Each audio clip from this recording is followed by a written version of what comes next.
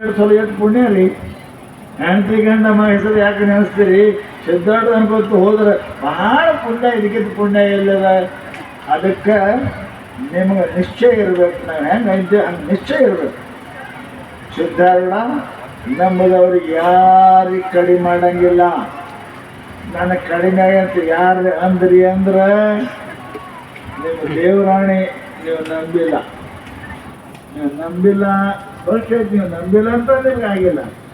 ಯಾರು ನಂಬ್ತೀರಿ ಅವ್ರಿಗೆಂದೂ ಸಿದ್ಧಾರೂಢ ಕೈ ಬಿಡಂಗಿಲ್ಲ.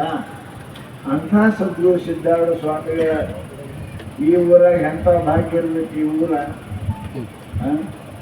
ನೋಡ್ರಿ ಎಂಥ ಭಾಗ್ಯ. ಎಲ್ಲಿಯವರು ಆ ಸಿದ್ಧಾರೂಢ ಸಲುವ ಏನಪ್ಪ ಅಂದ್ರೆ ಈ ಊರಿಗೆ ಎಂತೆಂಥ ಪುಣ್ಯಾತ್ಮರಿದ್ದೀರೋ, ಎಂತೆಂಥ ತಾಯಿಯಂದು ಇದ್ದೀರೋ, ನಿಮ್ಮ ಭೂಮಿ ನಿಮ್ಮ ಪಾದ ಸ್ಪರ್ಶ ಆಗಿ ಈ ಊರಿಂದು ಪುಣ್ಯ ಅದ.